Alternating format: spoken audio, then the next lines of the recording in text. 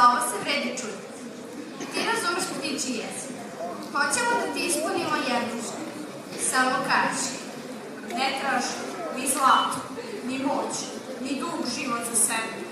Daj mi mudrost da razumem ljude kao što razumem ptice. Da čujem bol nemog i strah slabog. Daj mi srce koje neće uguveti na nepravdu i ruku koja će više blagosiljati nego kažnjavati.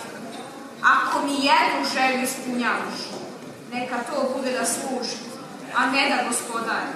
I da sve što činim bude na spasenje moga naroda i na slavu Božju. Učini da nerazumljivo pretvorim u razumljivo i u tome sreću i radost nađem kao u pesmi. Ali upravo ste oterali vašu večeru sa granom. U šumi se živi od onoga što se ulovi.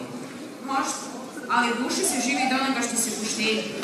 Šta će mi puna trpeza ako mi srce ostane prazno? Čudesna ikona čuva čistu dušu. Ona je tihi svedok u molitve, štit onima koji prilaze bez kasva i bolest. Od nje se srce umiruje, misli pročišćavaju, a čovjek uči da razlikuje prolazno od veka. Iako nevelika po prostoru, njena istorija je duboka i burna, ispunjena borbama za slobodu, očuvanjem identiteta i verom u sopstveni opstanak. Srbija je zemlja brda i ravnica, reka koje spajaju narode i planina koje su ih štitile, mesto gde se prošlost i sadašnjost neprestano prepliču.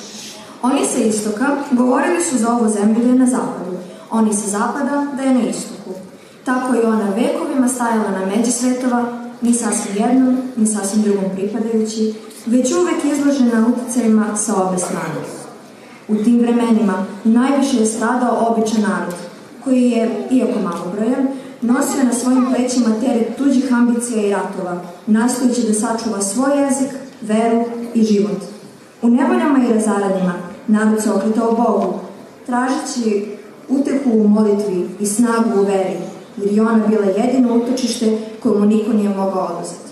Manastiri su postojali svetlosti u tami, a zvona su pozivala na nadu i istrajnost. U takvim vremenima pojavio se Sveti Sava, kao duhovni otac i pastir, koji je učvrstio veru u narodu, pomirio zavađene i utemeljio srpsku crkvu, da bi narod imao svoj duhovni oslonac.